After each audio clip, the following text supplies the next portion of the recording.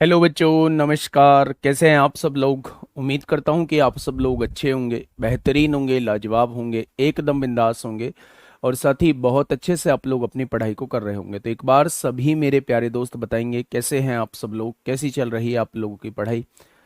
कैसी चल रही है भाई आप लोगों की पढ़ाई। एकदम शानदार, एकदम ज़बरदस्त, बहुत मेहनत के साथ आप लोग आगे बढ़ रहे होंगे। कल आपकी क्लास ना होने का कारण मैंने आप लोगों को ग्रुप पे बता दिया था कि कल की जो क्लास है वो सैटरडे को लूँगा। थोड़ा सा क्लासेस जो हैं वो ज़्यादा हो रखी हैं और इस वजह से जो है वो मैंने बीच में एक क्लास को गैप देके उन्हीं क्लासेस को सैटरडे में रखा है जिनको मैंने कल गैप दिया था। कल बेसिकली मैंने दो क्लासेस को गैप दिया था, उन क्लासेस को मैंने सैटरडे में रखा है। ठीक है, तो सभी का स्वागत है भाई आपके अपने प्यारे से परिवार में। सुधीर आर्या हैं, राजू कुमार हैं, मनीष कश्यप हैं, सुनीता भारती हैं, मधु सिंह हैं, कोमल रावत हैं, ब्रजेश तिवारी हैं, अवधेश चौधरी हैं, खुशबू हैं, सत्याव्रत सिंह हैं, आर्यन यादव है, सतीश पाल हैं, संजय कुमार हैं, दीपिका सिंह हैं, बबलू विश्वकर्मा हैं, कंचन सिंह हैं। सभी का स्वागत है भाई, सभी का बहुत बहुत स्वागत है। आज का पहला क्वेश्चन आप लोगों के सामने है। क्वेश्चन भी पढ़ते रहिए और नमस्कार करते रहिए, लेते रहिए मेरे भाई। फटाफट से मुझे इस क्वेश्चन का जवाब दीजिए, क्या होगा इस क्वेश्चन का साथी बिल्कुल सही जवाब। क्या होगा मेरे प्यारे दोस्त इस क्वेश्चन का बिल्कुल सही जवाब। आराम से क्वेश्चन को पढ़िएगा। गुड मॉर्निंग, गुड मॉर्निंग सभी को, मेरा प्यार भरा नमस्कार। सभी को राधे राधे दोस्त, सभी को जय हिंद। देखिए, समझिए बात को। 1250 रुपए को एबीसीडी में विभाजित किया जाना है। बी तथा डी का कुल हिस्सा ए तथा सी के कुल हिस्से के 14/11 है। डी का हिस्सा ए के हिस्से का आधा है। सी का हिस्सा ए के हिस्से का 1.2 गुना है। तो एबीसीडी के हिस्से जो है आप लोगों को बताने हैं मेरे भाई कि एबीसीडी के हिस्से क्या क्या होंगे। सबसे पहला तरीका इसका ऑप्शन होता है मेरे भाई। ऑप्शन क्या कहता है? उसने कहा है, सबसे छोटी बात पकड़ो पहले क्वेश्चन में। उसने कहा है डी का हिस्सा जो है ए के हिस्से का आधा है। ये डी का हिस्सा है, क्या इसका आधा है? हो सकता है। ये डी का हिस्सा है, क्या इसका आधा है? हो सकता है। ये डी का हिस्सा है, क्या इसका आधा है? बिल्कुल भी नहीं होगा। ये डी का हिस्सा है, क्या इसका आधा है? बिल्कुल भी नहीं होगा। दो ऑप्शन तो आप ये कर चुके हो, ठीक है। दो ऑप्शन ये काट चुके हो, बचे दो ऑप्शन। सी का हिस्सा ए के हिस्से का 1.2 गुना है। सी का जो हिस्सा है इसका 1.2 गुना है। 12 की गुणा करिए, 12 जीरो जीरो, 12 पंजे 60 को जीरो हासिल 6, 12 दूनी 24, 36 हो सकता है, ये भी हो सकता है, ये नहीं कटेगा। अच्छा, तीनों को जोड़ के 1250 बैठ रहा है। आपने कहा 125 और 525 कितना हो जाएगा? 650 और 50 700, 2 900, 300 1200। और यहां देखेंगे 250 और 575 और 125 हो जाएंगे भाई साहब 700। 700 और 30 3 कितना हो जाएगा? 1000। और ये 1250 बैठ रहा है, यहाँ भी 1250 था, यहाँ भी 1250 था। यहाँ कितना बैठ रहा था मेरे भाई? 525 और 25, 550 और 100, 650, 950, 650 और 700, 903, 1200 बैठ रहा है। ये ऑप्शन नहीं होगा। तो इस क्वेश्चन का जवाब क्या हो जाएगा? Option number B. इस क्वेश्चन का जवाब क्या हो जाएगा? ऑप्शन नंबर बी हो जाएगा। मैंने क्या किया? मैंने ज्यादा कुछ नहीं किया, मैंने इसको क्वेश्चन को ऑप्शन से ही सॉल्व कर दिया। तरीका क्या था? मैंने इतनी कहानी पढ़ी, मैंने देखा कि सबसे पहले तो चारों को बटने कितने रुपए हैं। आपने कहा 1250 रुपए बटने हैं, ठीक है। फिर मैंने देखा यार डी का हिस्सा जो है वो ए के हिस्से का आधा है। सबसे आसान बात ये लिखी हुई है क्वेश्चन में। मैंने क्या किया? डी का हिस्सा ए के हिस्से से आधा है, इस ऑप्शन में भी है। डी का हिस्सा ए के हिस्से से आधा है, इस ऑप्शन में भी है। इन दोनों ऑप्शन में डी का हिस्सा ए के हिस्से का आधा नहीं है। तो मेरे प्यारे दोस्त बस ये दो ऑप्शन रह गए। फिर मुझे सबसे आसान बात लगी कि टोटल जो रहना चाहिए वो 1250 रहना चाहिए, ठीक है। तो मेरे प्यारे दोस्त मैंने यहां देखा तो टोटल 1200 बैठ रहा था, जबकि यहां देखा तो यहां टोटल 1250 बैठ रहा है। तो इन दोनों में से भी ये ऑप्शन कट हो गया। इस क्वेश्चन का जवाब ऑप्शन नंबर बी हो जाएगा, ठीक है। पहली बात, तरीका क्या है? बी तथा डी का कुल हिस्सा, उसने कहा है बी तथा डी का कुल हिस्सा जो है ए तथा सी के कुल हिस्से का 14/11 लिखा हुआ है, उसने ये दिया हुआ है। क्या चारों को मिलाकर मिलने वाली राशि यहां 25 दी हुई है? भाई 14 और 11 चारों को मिलने वाली राशि 25 दी हुई है, और उसने यहां कितनी दी है, तो आपने कहा 1250 दी है। तो 25 पंजे 125 होता है, 50 हो जाएगा। अगर एक बराबर 50 है तो बी और डी को मिलने वाली राशि 700 होगी, और ए और सी को मिलने वाली राशि 550 हो जाएगी। अगर एक बराबर 50 तो 14 बराबर 700 होगा, और 11 बराबर 550 हो जाएगा। ठीक है। उसने कहा है कि डी का हिस्सा ए के हिस्से का आधा है। एक तरफ उसने रेशियो दिया है कि डी का हिस्सा जो है वो ए के हिस्से का आधा है। अगर ए 2 है तो डी कितना हो जाएगा, 1 हो जाएगा। सी का हिस्सा ए के हिस्से का 1.2 गुना है। सी का हिस्सा ए के हिस्से का 1.2 गुना है। ए का अगर 1 है तो सी का हिस्सा 1.2 हो जाएगा। पॉइंट हटाएंगे, 0 बढ़ाएंगे, 2 छिक्का 12 होगा, 2 पंजे 10 होगा, हो जाएगा। बहुत बढ़िया, बहुत शानदार। अब मुझे एक बात बताइए बच्चे, है ना, ए और सी को मिलने वाला यहां पैसा कितना था, आपने कहा 11 रुपए, लेकिन ए और सी को वास्तव में मिल कितना रहा है, 550 रुपए। यानी कि एक पार्ट की वैल्यू 50 आ जाएगी। अगर एक बराबर 50 है तो 6 बराबर कितना आएगा, 300 आ जाएगा, और 5 बराबर कितना आएगा, 250 आ जाएगा मेरे भाई। आ जाएगा क्या? अब आप ये देखिए कि अगर ए को 250 मिल रहा है तो क्या दो की वैल्यू 250 है, और अगर दो की वैल्यू 250 है तो क्या एक की वैल्यू 125 हो जाएगी? हो जाएगी क्या? सबके पैसे आ चुके हैं। ए के पैसे 250 आ चुके हैं, ए के पैसे 250 हैं, डी के पैसे 125 हैं, सी के पैसे 300 हैं। तीनों को जोड़ के 1250 में से घटा दोगे, बी के पैसे आ जाएंगे। तीनों को जोड़ के अगर 1250 में से घटा दोगे, तीनों को जोड़ के 1250 में से घटा दोगे, तीनों को जोड़ा मेरे भाई, ये हो गया 250, ये हो गया 300, 550 हो गया, ये हो गया 125 हो गया मेरे भाई। 125 से जोड़ा तो, या फिर बी का यहां से डायरेक्ट निकाल दीजिए, 700 में से 125 घटा दीजिए, 575 आ जाएगा बी का। क्या मेथड से भी बात समझ में आ गई? बोलो। मेथड से भी बात समझ में आ गई और ऑप्शन से भी बात समझ में आ चुकी है। ठीक है जी, बताइए। क्वेश्चन नंबर 157 आपके सामने दिया हुआ है। क्या कहता है भाई क्वेश्चन नंबर 157? क्वेश्चन ने कहा है, मेरे प्यारे दोस्त, एक लड़का 2 रुपए, 5 रुपए तथा 10 रुपए लागत वाली 3 अलग अलग प्रकार की कलम खरीदने के लिए जाता है। 2 रुपए की कलम है, 5 रुपए की कलम है, और मेरे भाई 10 रुपए की कलम है। ठीक है। वो कलम पर कुल 117 रुपए खर्च करता है। वो कलम पर टोटल 117 रुपए खर्च करता है। अगर यह मालूम होता है कि उसने हर तरह की कम से कम एक कलम खरीदी हो, यानी तीनों टाइप की कम से कम एक कलम तो उसने खरीदी है मेरे भाई। ठीक है। तो उसके पास कलम की न्यूनतम संख्या क्या है? न्यूनतम संख्या पूछ रहा है, वो मिनिमम नंबर ऑफ कलम पूछ रहा है मेरे भाई। मिनिमम का मतलब क्या है? अगर आप किसी दुकान पे पैसे लेके गए, 117 रुपए लेके गए, और आप कम से कम खरीद के लाना चाहते हैं सामान, तो आप कहेंगे ज्यादा से ज्यादा महंगा वाला सामान खरीदेंगे। अगर ज्यादा से ज्यादा महंगा वाला सामान खरीदेंगे तो हमारी क्वांटिटी जो आएगी वो कम से कम आएगी। सीधी सी बात है भाई। महंगा सामान ले लो कम आएगा, सस्ता सामान ले लो ज्यादा आएगा क्वांटिटी में।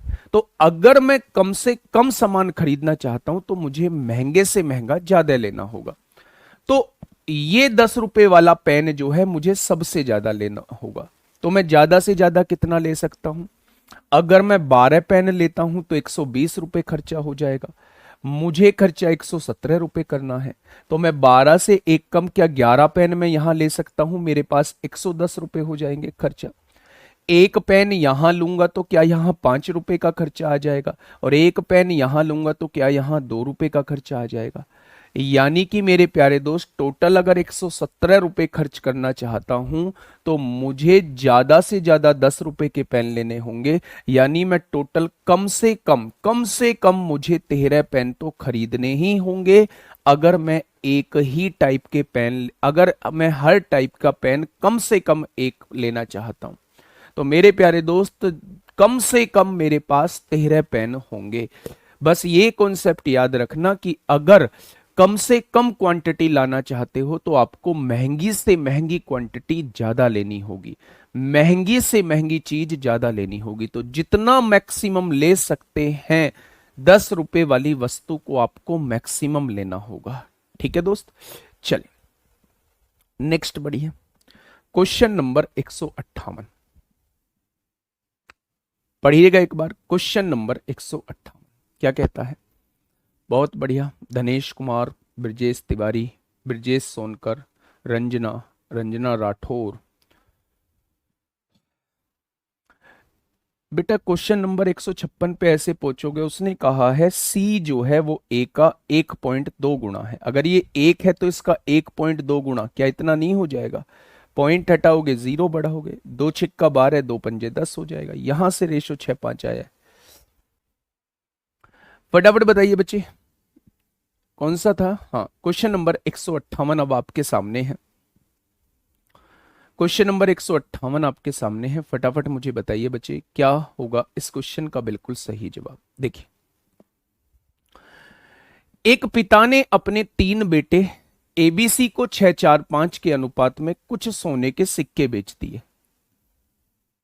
3 बेटे हैं और 3 बेटे को किस रूप में पैसे दिए हैं? सोने के सिक्के 6, 4, 5 के रूप में दिए हैं।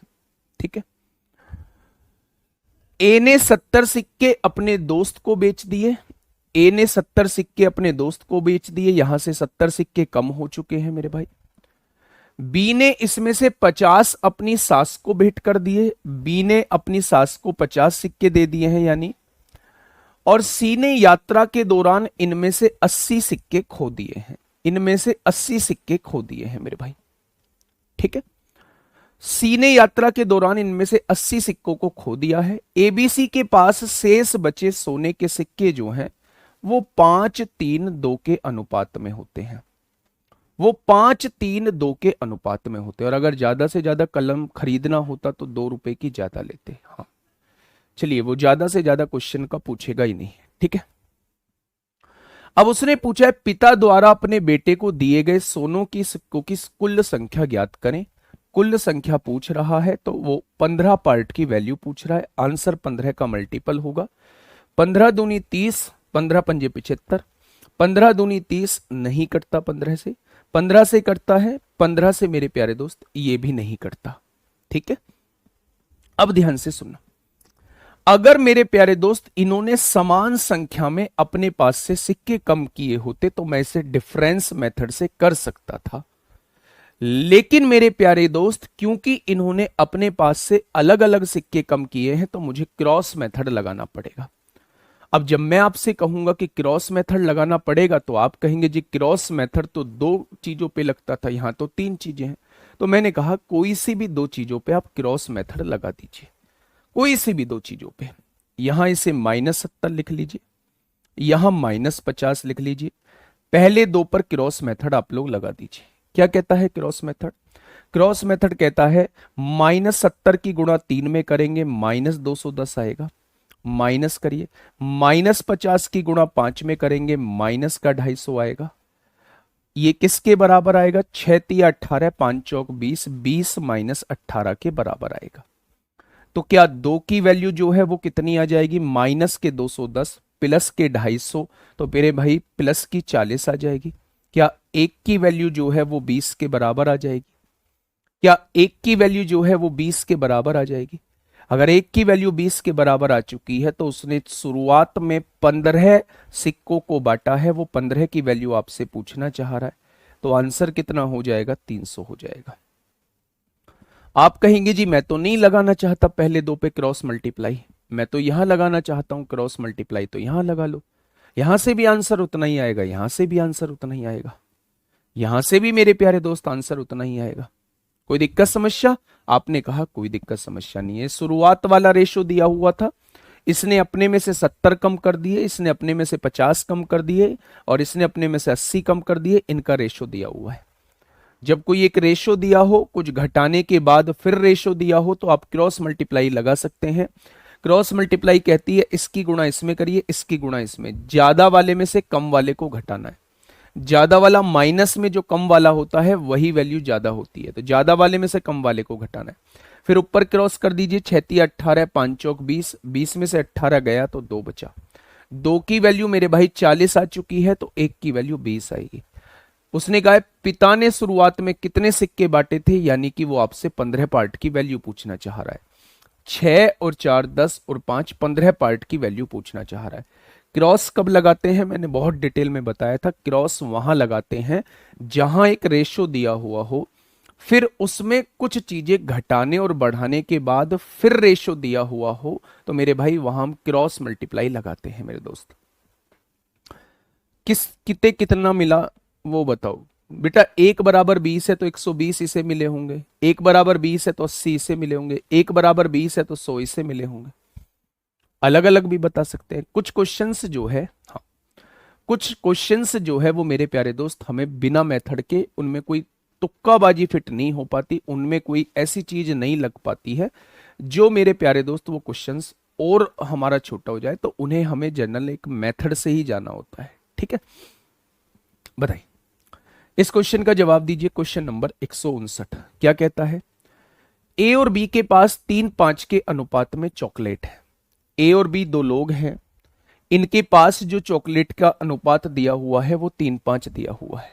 ठीक है, यदि ए को बी से 8 चॉकलेट अधिक मिलते हैं तो अनुपात 4-5 हो जाता है। अनुपात कितना हो जाता है, 4-5 हो जाता है, 4-5 हो जाता है। तो मेरे प्यारे दोस्त यह ज्ञात करें कि ए और बी के पास शुरू में कितनी चॉकलेट थी, वो आपसे ये पूछना चाह रहा है। रिकॉर्डेड नहीं है मेरे भाई, रिकॉर्डेड नहीं है, जल्दी से बताइए। ए को बी से 8 चॉकलेट अधिक मिलते हैं तो अनुपात जो है वो 5 कितना हो जाता है, अनुपात जो है वो 4-5 हो जाता है। कैसे करेंगे मेरे भाई, कैसे करेंगे? या तो आप ऑप्शन से चले जाओ, शुरुआत में रेशो 3-5 होना चाहिए। क्या इन दोनों में 3-5 का रेशो है? नहीं है। क्या इन दोनों में 3-5 का रेशो है? 8 या 24, 8 पंजे 40 हो जाएगा। क्या 3-5 का रेशो है? नहीं है। क्या 3-5 का रेशो है? नहीं है। आंसर क्या हो जाएगा? ये हो जाएगा। मेरे प्यारे दोस्त, अगर आपको संख्या दी हुई है, शुरुआत में 24 और 40 दी हुई है और बाद में वो रेशो कह रहा है 4-5, अगर इसको इससे 8 ज्यादा मिलते हैं, अगर इसको इससे 8 ज्यादा मिलते हैं तो रेशो क्या बन जाता है? 4-5 बन जाता है। रेशो क्या बन जाता है मेरे भाई? 4-5 बन जाता है। तो 8 जोड़ दो ना, अगर 8 जोड़ोगे इसमें तो ये क्या हो जाएगा? 32 हो जाएगा। और इसको इतने ही रहते हैं तो आप कहेंगे 8 पंजे 40, 8 चौक 32, हो गया रेशो 4-5, हो गया रेशो 4-5। तो आंसर क्या आ जाएगा? 24-40 हो जाएगा। ठीक है जी, क्या ये बात समझ में आई? अगर बी को कुछ नहीं मिला है आपकी वजह से, देखो ए को बी से 8 ज्यादा चॉकलेट मिलते हैं तो यहां कितने ज्यादा मिल रहे हैं? 1 ज्यादा मिल रहा है। उसने कितनी कहा है? 8 ज्यादा कहा है। तो मेरे प्यारे दोस्त, अगर मैं आप लोगों से ये कहूं 1 बराबर 8 है तो 3 बराबर कितना हो जाएगा? 24 हो जाएगा। और 5 बराबर कितना हो जाएगा? 40 हो जाएगा। ठीक है, हाँ ये भी 3-4 का बैठ रहा है पर उसने 3-5 का रेशो दिया है। ये 3-4 का बैठ रहा है तो उसने 3-5 का शुरुआत में रेशो दिया है। तो मेरे प्यारे दोस्त, शुरुआत में इनकी संख्या जो है वो 24 और 40 हो जाएगी। ठीक है, नेक्स्ट क्वेश्चन। ये सारे यूपीएसआई में हैं और लैंग्वेज वाले क्वेश्चन थोड़े से ज्यादा पूछे गए हैं। तो मेरे प्यारे दोस्त फटाफट से देखिए क्वेश्चन नंबर 160। अभी कुछ कॉन्सेप्ट वाली चीजें भी आएंगी, है ना बेटा जी। कल क्लास नहीं हुई थी मेरे प्यारे दरोगाओं, कल क्लास नहीं हुई थी, उसके बदले में कल सैटरडे में सुबह क्लास ले रहा हूं। ठीक है दोस्त,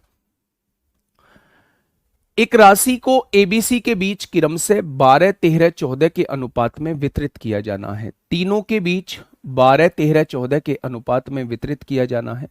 ये 12 के अनुपात में, ये 13 के अनुपात में, ये 14 के अनुपात में मेरे भाई।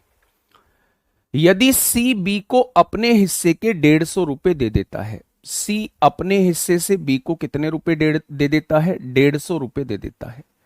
150 रुपए दे देता है तो एबीसी के बीच का अनुपात 12, 14, 13 रहता है।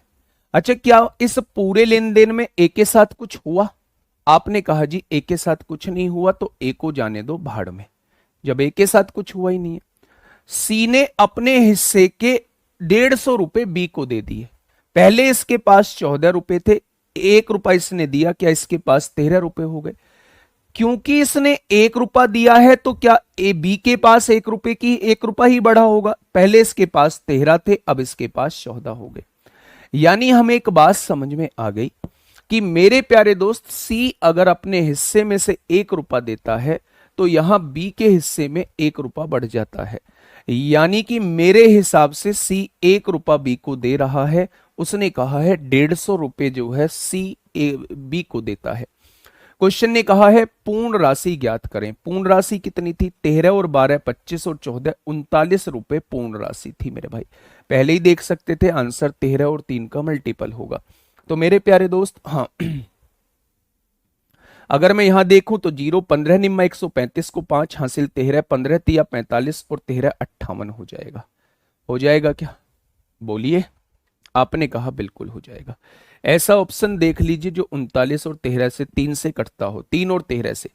तो आपने कहा जी 8 5 13 5 18 नहीं, और देख लीजिए 7 5 12 5 17 3 से नहीं कटेगा।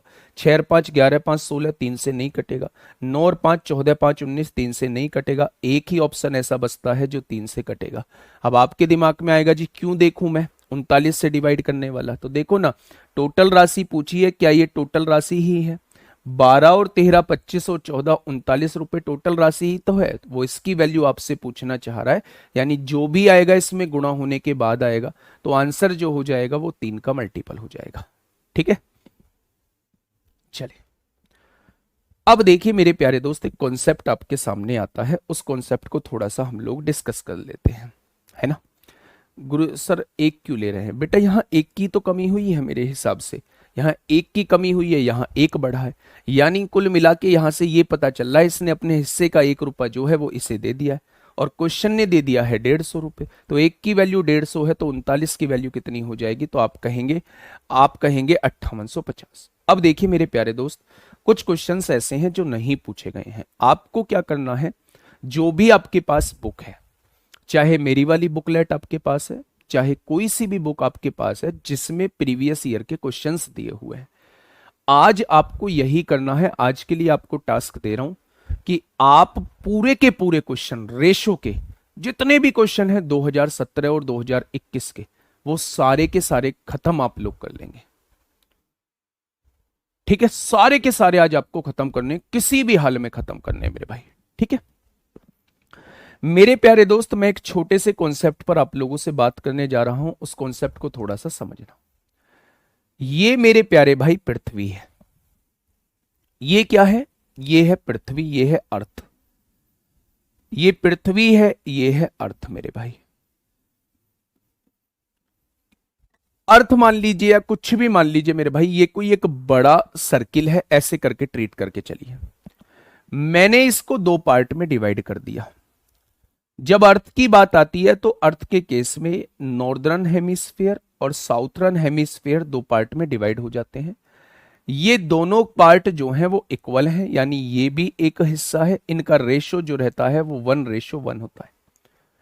अब अगर मैं आप लोगों से पूछूं भैया जी नॉर्थर्न हेमिस्फीयर और साउथर्न हेमिस्फीयर का रेशो बताइए, तो आप कहोगे दोनों का रेशो 1:1 होता है मेरे भाई। तो आपने कहा जी दोनों का रेशो 1:1 हो जाएगा। ठीक है, मैंने आपसे कहा नॉर्थर्न हेमिस्फीयर और अर्थ का रेशो बताइए कितना होता है, तो आपने कहा नॉर्थर्न हेमिस्फीयर तो एक हिस्सा है, जबकि इन दोनों हिस्सों को मिलाकर अर्थ बनी होगी, तो अर्थ जो है वो 2 है, तो इन दोनों का रेशो जो हो जाएगा वो 1:2 हो जाएगा। ठीक है, अगर मैं आपसे कहूं कि अर्थ और साउथर्न हेमिस्फीयर का रेशो बताइए, तो अर्थ में आप कहेंगे जी दोनों को मिला के अर्थ बनी होगी, और साउथर्न हेमिस्फीयर जो है वो एक हिस्सा है। क्या इन रेशो के बारे में आप लोग जो है, क्या इन रेशो के बारे में आप लोग जो है वो मुझे बता पाएंगे सारी चीजें? क्या इन रेशो के बारे में जब मैं आपसे पूछूंगा तो आप बता पाएंगे कि किसका रेशो क्या होगा? तो आपने कहा जी बिल्कुल बता पाएंगे। अच्छा एक बात मुझे बताइए, जैसे एक रेशो दिया हुआ है आप लोगों को 1/3, जैसे एक रेशो दिया है आप लोगों को 1/3, और मुझे इस रेशो को 5/4 में बदलना है। मैं ये चाहता हूं कि ये 5/4 हो जाए, तो कैसे करेंगे भाई बताइए। आप मुझे ये बताइए पांडे जी, बेटा पढ़ लो। पढ़ने के मूड से आए होंगे, सुबह सुबह लाइब्रेरी में भी आके बैठे होंगे या घर पे भी पढ़ रहे होंगे, तो पढ़ने के मूड से ही बैठे होंगे। तो मेरे भाई पढ़ लो, है ना। अगर मेरे पास एक रेशो दिया हुआ है 1/3, एक रेशो दिया हुआ है, और मैं आपसे कहूं इस रेशो को 5/4 आप बना दीजिए, तो आप कैसे बनाएंगे, कितना जानते हैं आप इसके बारे में। अगर मैं आपसे कहूं कि इस रेशो को 5/4 बना दीजिए, तो आप कैसे बनाएंगे। आप कहेंगे जी पहले मैं दोनों को बराबर करूंगा, यानी कि मैं यहां कितने की मल्टीप्लाई कर दूंगा, 3 की मल्टीप्लाई कर दूंगा। अब जैसे ही 3 की मल्टीप्लाई होगी, ये बराबर हो चुकी हैं, तो अब प्यारे दोस्त मैं क्या करूंगा, 5/4 से गुणा कर दूंगा।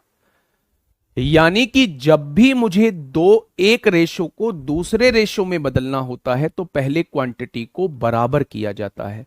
बराबर करने के बाद जिस रेशो में वो आपसे पूछता है, उस रेशो की गुणा कर दी जाती है। क्या ये बात समझ में आई। अभी देखिए क्वेश्चन से आपको सारी चीजें क्लियर हो जाएंगी। देखिए इस क्वेश्चन को थोड़ा सा समझिए। पृथ्वी की पूरी सतह पर भूमि और जल का अनुपात दिया है। सबसे पहले मुझे यह बताइए दोनों का रेशो क्या दिया हुआ है। पृथ्वी पर यानी अर्थ पर मैं बात कर रहा हूं, दोनों का रेशो क्या दिया हुआ है, भूमि और जल का अनुपात 3:4 दिया हुआ है। ठीक है। उत्तरी गोलार्ध यानी कि नॉर्थर्न हेमिस्फेयर पे रेशो क्या दिया हुआ है, भूमि और जल का अनुपात 7:9 दिया हुआ है। अच्छा मुझे यह बताइए अर्थ और नॉर्थर्न हेमिस्फेयर का रेशो क्या होता है।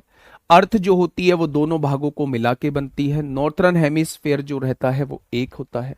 यानी इन दोनों का रेशो जो होता है वो 2:1 होता है। लेकिन क्वेश्चन में इन दोनों का रेशो दिया कितना है, ये 7 भाग पर है और ये 9 और 7 16 भाग पर है। क्या इन दोनों का रेशो 7 और 16 दिया हुआ है। आपने कहा जी बिल्कुल दिया हुआ है। अगर इन दोनों का रेशो 7:16 दिया है, मुझे बनाना कितना है, 2:1 बनाना है, तो क्या पहले मुझे इन दोनों को बराबर करना होगा। क्या मुझे पहले इन दोनों को बराबर करना होगा। आपने कहा जी बिल्कुल। आपको 16 की गुणा यहां करनी होगी, 7 की गुणा यहां करनी होगी। 16 सत्ते 112 यहां, 16 सत्ते 112 यहां। जब 16 की गुणा यहां कही हुई है तो पूरे रेशो में 16 की गुणा हो जाएगी। 7 की गुणा यहां हुई है तो पूरे रेशो में 7 की गुणा हो जाएगी। क्या ये दोनों बराबर हो चुके हैं। अगर दोनों बराबर हो चुके हैं तो मेरे प्यारे दोस्त ऊपर 2 की गुणा करिएगा, नीचे 1 की गुणा करिएगा। अब आप रेशो देखेंगे तो ये 2:1 का रेशो बन जाएगा। ऊपर 2 की गुणा करिएगा, ऊपर 2 की गुणा करिएगा और नीचे मेरे प्यारे दोस्त 1 की गुणा करेंगे तो कोई बदलाव नहीं आएगा। अब उसने मुझसे पूछा है दक्षिणी गोलार्ध पे यानी साउथर्न हेमिस्फेयर पे भूमि और जल का रेशो पूछ रहा है। अगर टोटल में से उत्तरी गोलार्ध को घटा दोगे तो दक्षिणी गोलार्ध आ जाएगा। 16 तिया 48, 48 दूनी कितना होता है 96, और 96 में से 49 जाएंगे तो कितना बचेगा 49, 50, 50 और 46, 47 बच जाएगा। बचेगा या नहीं। तो आपने कहा जी बचेगा। ठीक है। अगर मैं आप लोगों के ये देखूं कि यहां कितना बचेगा, तो मेरे भाई 16 चौका 64, 64 दूनी 128 होते हैं और 9 सत्ते 63 होते हैं। 8 में से 3 गया, 5 बचेगा। 12 में से यहां 65 बच रहा होगा, यहां 65 बच रहा होगा। कहीं रेशो में हम लोगों ने गड़बड़ी तो नहीं कर दी है। एक बार देखना मेरे भाई, पृथ्वी की पूरी सतह पर भूमि और जल का अनुपात। अच्छा यहां दिक्कत दी हुई है। यहां इंग्लिश में 3:5 दिया हुआ है, हिंदी में 3:4 दिया हुआ है।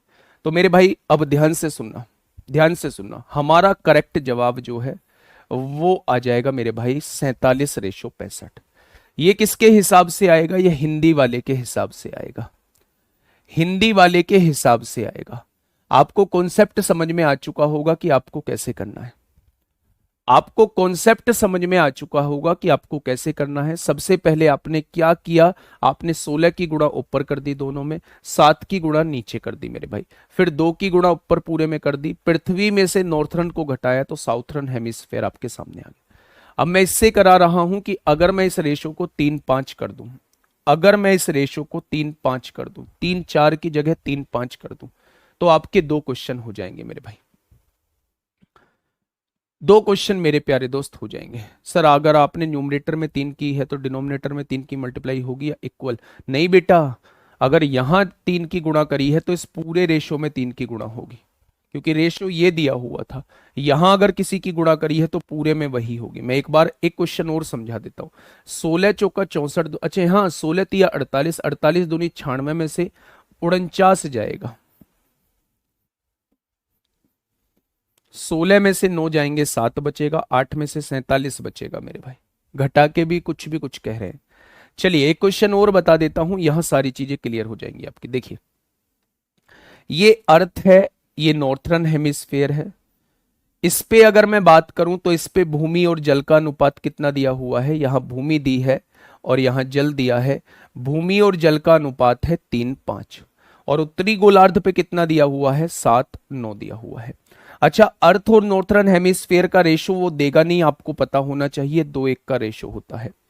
आप मुझे बताइए, अर्थ पर भूमि और जल को मैं देखूंगा तो टोटल 8 भाग की अर्थ बैठ रही है, और यहां देखूंगा 9 और 7 16 भाग की अर्थ बैठ रही है। इन दोनों का रेशो जो होना चाहिए वो 1:2 होना चाहिए, लेकिन 1:2 दिया हुआ है, लेकिन हमें बनाना है 2:1। तो सबसे पहले मैं क्या करूंगा, इन्हें बराबर करूंगा। मैं इसमें 2 की गुणा कर दूंगा। क्या ये बराबर हो जाएंगे? आपने कहा बिल्कुल बराबर हो जाएंगे। आपने 2 की गुणा यहां करी है तो 2 की गुणा यहां कर दीजिए। तो मेरे भाई ये 16-16 बराबर हो चुके हैं। अब आपको 2:1 का रेशो बनाना है, यानी 1 2 की ओर मल्टीप्लाई करेंगे, नीचे 1 की। क्या ये रेशो 2:1 का बन जाएगा? तो 1 2 की ओर मल्टीप्लाई कर दीजिए ऊपर। नीचे 1 की करनी है तो कोई फर्क पड़ेगा नहीं मेरे प्यारे दोस्त। आपने देखा 3 दूनी 6 दूनी 12, 12 में से 7 गए तो 5 आ जाएगा साउथर्न हेमिस्फेयर, और 5 दूनी 10 दूनी 20 में से 9 जाएगा तो 11 बचेगा। यानी कि साउथर्न हेमिस्फेयर पे भूमि और जल का अनुपात कितना आ जाएगा? तो आप कहेंगे 5:11 आ जाएगा। ठीक है, मैंने 2 क्वेश्चन बिल्कुल एक जैसे करा दिए। एक बार रेशो 3:4 को लेके करा दिया है तो आंसर 47-65 आएगा। एक बार रेशो 3:5 को लेके करा दिया है तो आंसर कितना आएगा? 5:11 आ जाएगा। ठीक है भाई, एक और क्वेश्चन आपके सामने है, इसका जवाब जो है वो आप लोग मुझे देंगे। इसका जवाब आप लोग मुझे देंगे, फटाफट बताइएगा। क्वेश्चन नंबर 162 आप लोगों के सामने है, जल्दी से मुझे बताइएगा क्या होगा इस क्वेश्चन का साथी बिल्कुल सही जवाब। क्वेश्चन नंबर 162, क्वेश्चन नंबर 162 आपके सामने है। बहुत बढ़िया क्वेश्चन है, बिल्कुल ऐसा ही क्वेश्चन है। आराम से पढ़ने की कोशिश करेंगे दोस्त। पृथ्वी की संपूर्ण सतह पर भूमि और जल का अनुपात 1:2 है। ये पृथ्वी है और इसकी संपूर्ण सतह पर अगर मैं भूमि और जल का रेशो आपसे पूछूं कि पृथ्वी की संपूर्ण सतह पर भूमि और जल का रेशो क्या दिया हुआ है, तो आप कहेंगे 1:2 दिया हुआ है। ठीक है, उत्तरी गोलार्ध में भूमि और जल का अनुपात 2:7 है। उत्तरी गोलार्ध मतलब नॉर्थर्न हेमिस्फेयर में रेशो कितना दिया हुआ है? ये 2:7 आप लोगों को दिया हुआ है, कोई दिक्कत नहीं है। ठीक है, दक्षिणी गोलार्ध के आधे क्षेत्र में, दक्षिणी गोलार्ध पे बाद में बात करेंगे। आप मुझे दक्षिणी गोलार्ध पे रेशो बता दीजिए, दक्षिणी गोलार्ध पे रेशो कितना होगा? आपने कहा जी हमारी बात सुनना बहुत आराम से। मैंने कहा सुनाओ। आपने कहा सबसे पहले अर्थ और नॉर्थर्न हेमिस्फेयर का रेशो जो होता है, अर्थ 2 पार्ट होता है, नॉर्थर्न हेमिस्फेयर 1 पार्ट होता है, इनका रेशो 2:1 होना चाहिए। आप मुझे ये बताइए क्या इनका रेशो 2:1 बैठ रहा है? आपने कहा जी 1 और 2 मिला के 3 बैठ रहा है, और 2 और 7 मिला के 9 बैठ रहा है। इनका रेशियो तो 1:3 बैठ रहा है, बनाना तो मुझे 2:1 है। तो मेरे भाई पहले इन्हें बराबर करिए, 3 की गुणा यहां कर दीजिए तो 3 की गुणा पूरे रेशो में हो जाएगी। अब ये बराबर बराबर हो चुका है, आपको 2:1 का रेशो बनाना है। 2 की गुणा ऊपर 1 की गुणा नीचे, तो 2 की गुणा आपने ऊपर कर दी, 2 की गुणा आपने ऊपर कर दी, 1 की गुणा नीचे कर दी। अगर मैं आपसे ये पूछूं कि 3 दूनी 6, 6 में से 2 जाएगा तो साउथर्न हेमिस्फेयर पे 4 हो जाएगा। 3 दूनी 6 दूनी 12, 12 में से 7 जाएगा 5, यानी साउथर्न हेमिस्फेयर, ये जो साउथर्न हेमिस्फेयर है, ये जो मेरे भाई ये पार्ट था नॉर्थर्न हेमिस्फेयर पे आपको दिया हुआ है, ये जो साउथर्न हेमिस्फेयर है, ये जो नीचे वाला साउथर्न हेमिस्फेयर है, इस पे भूमि और जल का रेशो 4:5 आ चुका है। यानी ये जो साउथर्न हेमिस्फीयर है, ये जो साउथर्न हेमिस्फीयर है, इस पे भूमि और जल का अनुपात मुझे पता चल चुका है। आगे बढ़िए। दक्षिणी गोलार्ध के आधे क्षेत्र में भूमि और जल का अनुपात, यानी इसमें बात कर रहा हूं, इसके भी आधे क्षेत्र में, half southern hemisphere, half southern hemisphere में भूमि और जल का अनुपात कितना दिया हुआ है? 3:2 दिया हुआ है। अगर पूरे साउथर्न हेमिस्फीयर का ये आधा है तो दोनों का रेशियो बराबर बराबर होगा, और पूरा साउथर्न हेमिस्फीयर इस बार 2 का हो जाएगा और ये आधे एक एक के हो जाएंगे। तो पूरा साउथर्न हेमिस्फीयर 2 का हो जाएगा और ये उसका आधा हेमिस्फीयर है तो ये 1 का हो जाएगा। ठीक है, तो हमें रेशो 2:1 फिर से बनाना है। तो आपने कहा जी यहां तो 4 और 5 9 बैठ रहा है, यहां 3 और 2 5 बैठ रहा है। रेशो तो हमें 2:1 का बनाना है। अगर 2:1 का बनाना है तो बेटा जी इन्हें बराबर कर लो, यहां 5 की गुणा कर दो, यहां 9 की गुणा कर दो। अगर यहां 5 की गुणा होगी पूरे में तो नीचे आपको 9 की गुणा करनी पड़ेगी, 9 की गुणा करनी पड़ेगी। अभी तो ये बराबर हुआ है, हमें 2:1 का रेशो बनाना है, यानी ऊपर वाले में 2 की गुणा कर दो, नीचे वाले में 1 की करेंगे तो कोई फर्क नहीं पड़ेगा। साउथर्न हेमिस्फीयर के दूसरे पार्ट पे भूमि और जल का अनुपात आ जाएगा। उसने पूछा है दूसरे भाग में जल और भूमि का अनुपात पूछा है, तो मेरे भाई पूरे साउथर्न हेमिस्फीयर में से अगर आधे साउथर्न हेमिस्फीयर को घटा दोगे तो दूसरे भाग का दोनों का रेशियो आ जाएगा। 5 चौक 20 दूनी 40 में से 27 जाएगा, 13 बचेगा। 5 पंजे 25 दूनी 50 में से 18 जाएगा तो 22 नहीं 32 बचेगा। बचेगा क्या? तो मेरे प्यारे दोस्त, उसने ऊपर पूछा है जल का और नीचे पूछा है भूमि का, तो जल का आ जाएगा 32 और भूमि का कितना आ जाएगा? 13। आंसर हो जाएगा 32/13। 32/13। बहुत प्यारा क्वेश्चन था, बहुत प्यारा क्वेश्चन था। कल के बाद सारे क्वेश्चन बनने लगेंगे बुक के, किसी भी बुक को उठाओगे कल के बाद सारे क्वेश्चन बनने लगेंगे मेरे भाई। क्या ये बात समझ में आ गई? मुझे इसमें 2 बार ये चीज लगानी थी क्योंकि उसने 2 बार लगाने के लिए बोला है। मुझे कैसे पता चलेगा जी 2 बार लगानी है? सुनिए तो सही। सबसे पहले उसने पृथ्वी की संपूर्ण सतह, नजारा कुछ ऐसा है, ये पृथ्वी आप लोगों को दी हुई है। आपने कहा जी ठीक है ये पृथ्वी हम लोगों को दी हुई है, संपूर्ण सतह पर भूमि और जल का अनुपात, इस पूरी सतह पर भूमि और जल का अनुपात जो है वो 1:2 दिया हुआ है। ये 1 है, ये 2 है। उत्तरी गोलार्ध यानी इसको 2 पार्ट में डिवाइड कर दिया, पूरी पृथ्वी हो गई 2 हिस्सों को मिलाकर। भाई दोनों बराबर बराबर में बटेंगे, तो आपने कहा बिल्कुल बटेंगे। उत्तरी गोलार्ध में भूमि और जल का अनुपात जो है वो 2:7 है। आपने देखा यहां 3 बैठ रहा है, यहां 9 बैठ रहा है, पहले बराबर किया, 3 की गुणा पूरे में कर दी। रेशो को 2:1 बनाना है क्योंकि पूरी पृथ्वी जो होती है 2 पार्ट को मिला के बनती है, नॉर्थर्न हेमिस्फीयर उसका 1 पार्ट होता है। तो 2:1 का रेशो बनाने के लिए 2 की गुणा ऊपर, 1 की गुणा नीचे। अब मैं आपसे कहूं कि ये पूरी पृथ्वी पर रेशो है, ये नॉर्थर्न हेमिस्फीयर पे रेशो है, पूरी पृथ्वी में से इसको घटा दीजिए, साउथर्न हेमिस्फीयर पे रेशो आ जाएगा। अब साउथर्न हेमिस्फीयर पे जो रेशो आया था, नीचे जो रेशो आया था 4:5 आया था। अब उसने ये देखिए कि उसने आपको कंफ्यूज करने के लिए कितना बढ़िया काम किया है। उसने आपसे ये कह दिया कि भैया जी इसको भी अब 2 पार्ट में बांट दीजिए, ये पहला हाफ है, ये दूसरा हाफ है, यानी कि मेरे भाई ये 1:1 में फिर बट गया। तो पूरे साउथर्न हेमिस्फीयर पे तो रेशो 4:5 दिया है, इसके आधे में रेशो 3:2 दिया हुआ है। तो क्या पूरे और आधे का रेशो, पूरे का तो 2 भाग होगा भाई, 2 पार्ट को मिला के बना है, और आधा भाग 1 भाग होगा, यानी इसे भी हमें 2:1 के रेशो में कन्वर्ट करना होगा। यहां कितना बैठ रहा है? 9। यहां कितना बैठ रहा है? 5। तो पहले बराबर कर लिया, ऊपर 5 की गुणा, नीचे 9 की गुणा। जब दोनों बराबर हो गए, ऊपर 2 की गुणा, नीचे 1 की गुणा। अगर पूरे साउथर्न हेमिस्फीयर में से आधे भाग को घटाएंगे तो दूसरे आधे भाग का रेशो आपके सामने आ जाएगा। ठीक है, नेक्स्ट क्वेश्चन, नेक्स्ट क्वेश्चन बच्चे बताइए। इसके बाद सर कौन सा टॉपिक चलेगा? इसके बाद चलेगा पार्टनरशिप। छोटा टॉपिक है, 4-5 क्लास में खत्म हो जाएगा।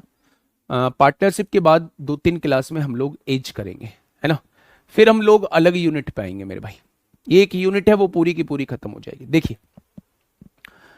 किसी नीले और पीले रंग के चित्र में नीले और पीले रंग का प्रयोग 4:3 के अनुपात में क्रम से किया जाता है।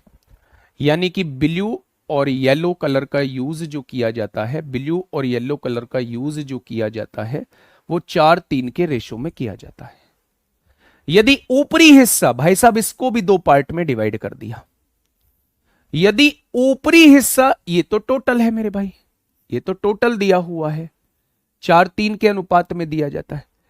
अब ऊपरी हिस्से के बारे में मेरे भाई बताया है मेरे प्यारे दोस्त, यदि ऊपरी हिस्से में नीले और पीले रंग का अनुपात जो है वो 2:3 के अनुपात में किया जाता है, तो निचले हिस्से में क्या होगा, बिल्कुल पहले जैसा ही क्वेश्चन है।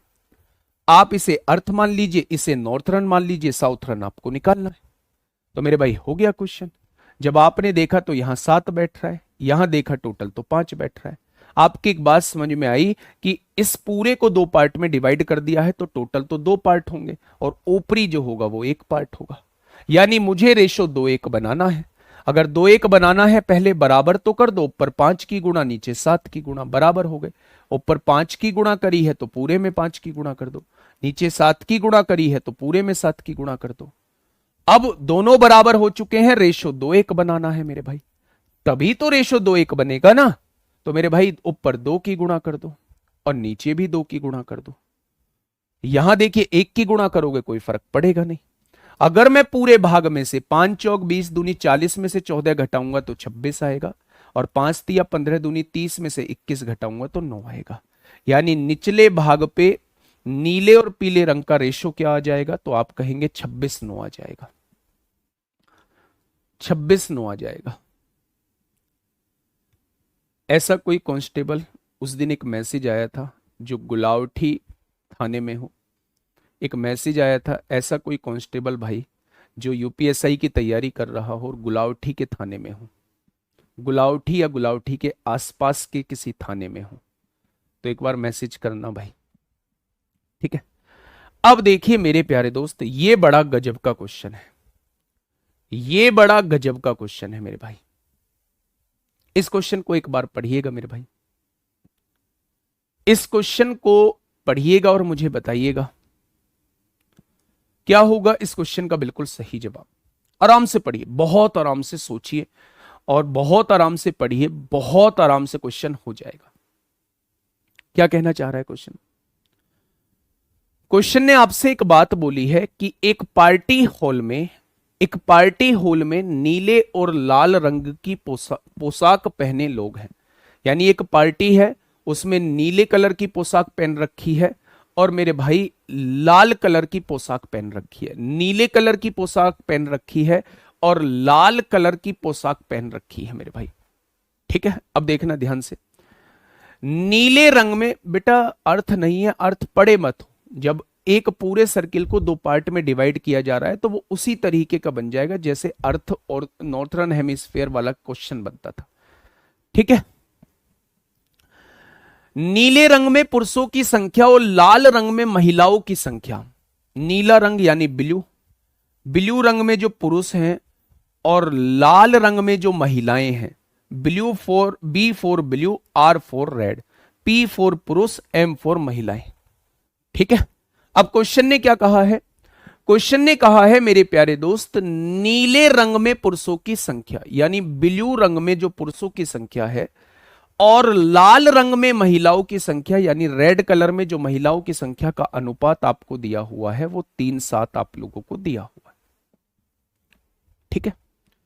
लाल रंग में पुरुषों की संख्या यानी लाल यानी रेड में पुरुषों की संख्या और नीले रंग में महिलाओं की संख्या यानी ब्लू में महिलाओं की संख्या का अनुपात जो दिया हुआ है वो 2:1 दिया हुआ है। कोई दिक्कत? तो आपने कहा कोई दिक्कत नहीं। यदि नीले रंग में लोगों की संख्या का अनुपात लाल रंग में लोगों की संख्या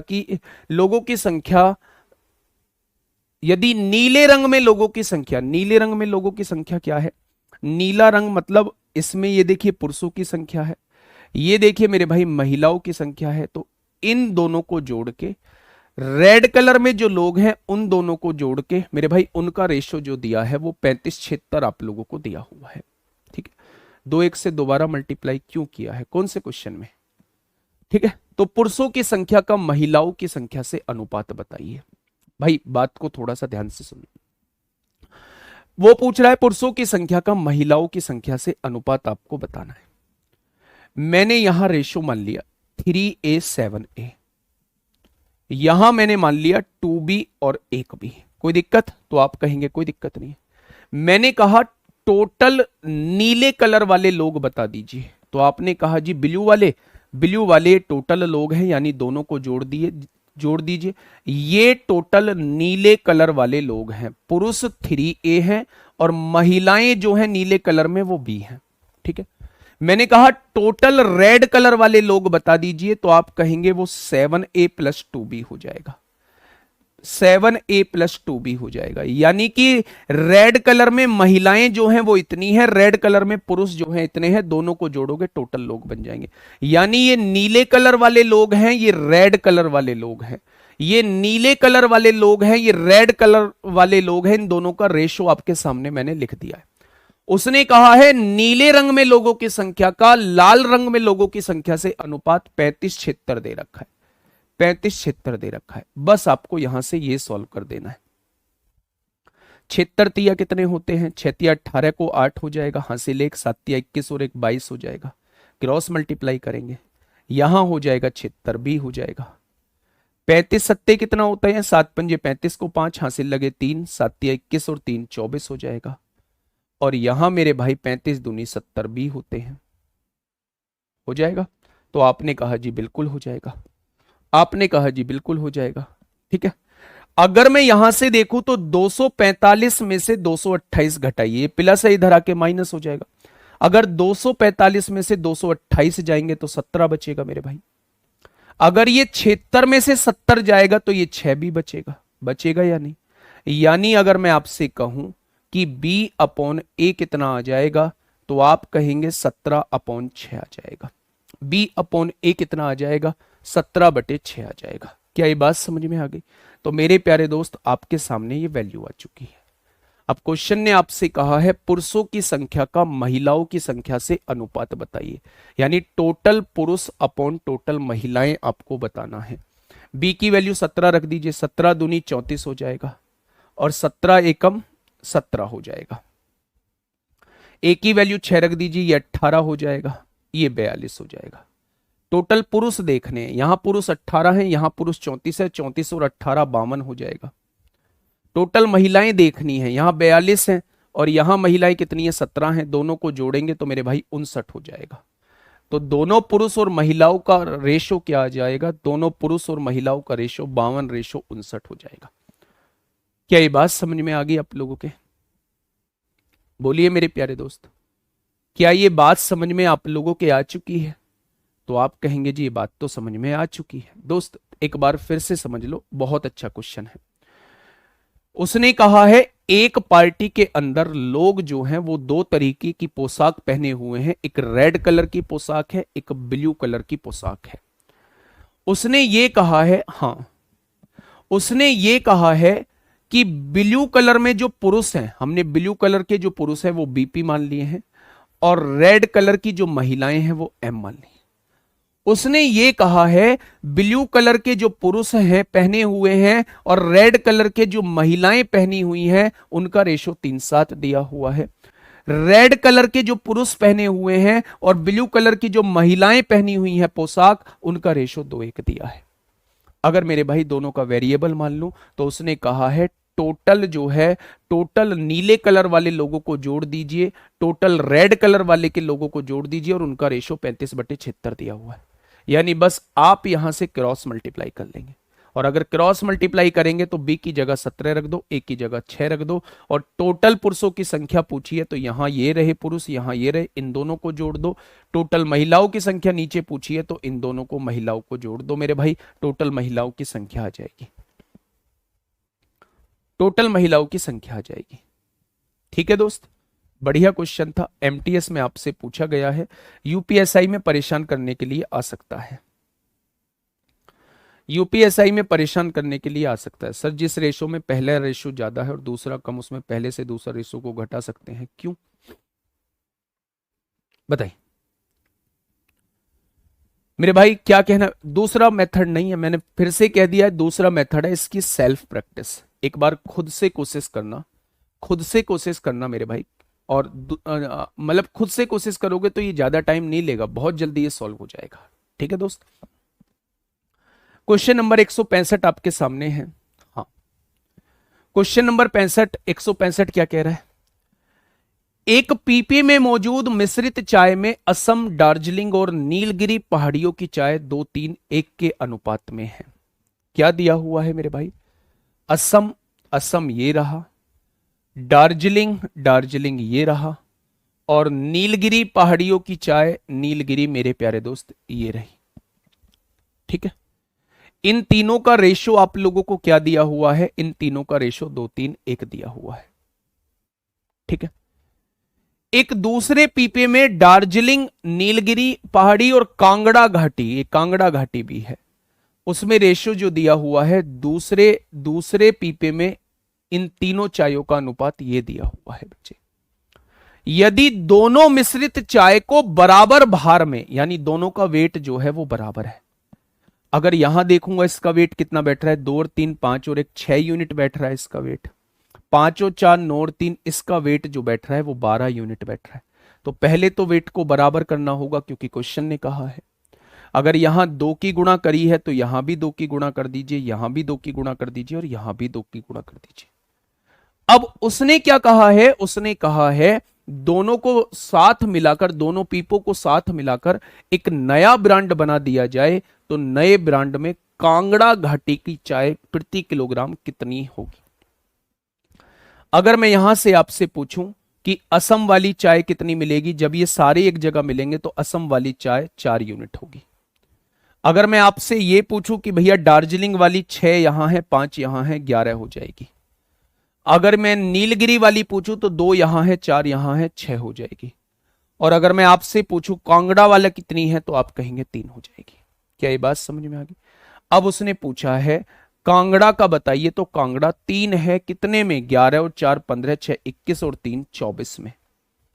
तो मेरे भाई ये किलोग्राम में आया है, ग्राम में बनाने के लिए इसे 1000 से गुणा कर देंगे, ये आ जाएगी मेरे भाई कांगड़ा का वैल्यू, पता लग जाएगी कि कांगड़ा कितनी है ना। कांगड़ा घाटी की चाय का प्रति किलोग्राम भार कितना है, हर किलोग्राम में कांगड़ा कितनी आएगी, ये आपको पता लग जाएगा यहां से। 24 किलो में कितनी किलो आ रही है कांगड़ा? 3 किलो आ रही है कांगड़ा 24 किलो में। तो मेरे भाई आपसे पूछा है 1000 ग्राम यानी 1 किलो में कितनी आ जाएगी? 1000 ग्राम यानी 1 किलो में कितनी आ जाएगी, वो आपसे ये पूछना चाह रहा है। तो 3 अट्ठे 24 हो जाएगा, 8 एकम 8 होगा, 8 दूनी 16, 8 पंजे 40, यानी 1 किलोग्राम के अंदर 125 ग्राम जो है वो कांगड़ा रहेगी। आप टोटल देखिए, ये 24 किलोग्राम बैठ रहा है ना, 4 ये है, 11 ये, 6 ये, 3 ये। अगर 24 किलोग्राम में 3 किलो कांगड़ा होती है तो 1 किलोग्राम में कितनी कांगड़ा हो जाएगी? तो आप कहेंगे 1 किलोग्राम में जो है वो 125 ग्राम कांगड़ा हो जाएगी। ठीक है, नेक्स्ट क्वेश्चन मेरे प्यारे दोस्त आप लोगों के सामने है, क्वेश्चन नंबर 166। आज ये लास्ट क्लास है इसकी, टोटल इसमें 170 क्वेश्चन है। 4 क्वेश्चन मैं आपको होमवर्क के लिए दूंगा, उन्हें जरूर कर लेना। ऐसे ही क्वेश्चन है, मिसलेनियस क्वेश्चन है, उसमें कुछ अलग बताने के लिए नहीं है। कल मेरे प्यारे दोस्त पार्टनरशिप स्टार्ट करेंगे और कल थोड़ी सी बड़ी क्लास यानी 1.5 घंटे के करीब की क्लास लेंगे मेरे भाई, और 1.5 घंटे में चीजों को समझेंगे। ठीक है दोस्त, चलिए। कार्यालय ए और बी में कर्मचारियों की संख्या का अनुपात जो है, ए और बी कार्यालय में कर्मचारियों की संख्या का अनुपात, टोटल अनुपात आप लोगों को कितना दिया हुआ है? 2:3 दिया हुआ है। ठीक है, ए और बी में महिला कर्मचारियों का अनुपात, इसमें मैं महिलाओं की बात करता हूं तो महिला कितनी आ जाएंगी? 1-2 महिलाओं का दिया हुआ है। और ए में महिला कर्मचारियों का, ए में कुल कर्मचारियों से अनुपात 1:3 है। ए में महिला कर्मचारी कितनी है? 1 है, और ए में कुल कर्मचारियों से अनुपात 1:3 है। यानी मुझे इस रेशो को 1:3 बनाना है, मुझे इस रेशो को 1:3 बनाना है। तो कैसे बनाएंगे? अभी मैंने बताया है, जब भी रेशो को दूसरे रेशो में बदलना हो, सबसे पहले बराबर करिए। आप पहले मेरी बात सुनिएगा। उसने कहा है ए में महिला कर्मचारी जो कि 1 है, ए में कुल कर्मचारियों से अनुपात, ए में टोटल कर्मचारी 2 है। मेरे हिसाब से दोनों का रेशो 1:2 बैठ रहा है, लेकिन क्वेश्चन ने कहा है 1:3 बैठ रहा है।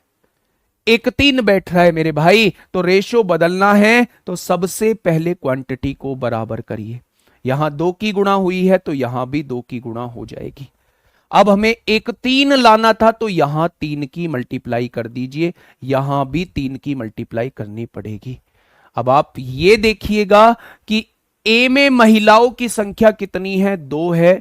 ए में टोटल संख्या कितनी है, 6 है। तो क्या ए में महिलाओं की संख्या का ए में टोटल संख्याओं से अनुपात 1:3 ही दिया हुआ था? क्या मैं बना चुका हूं?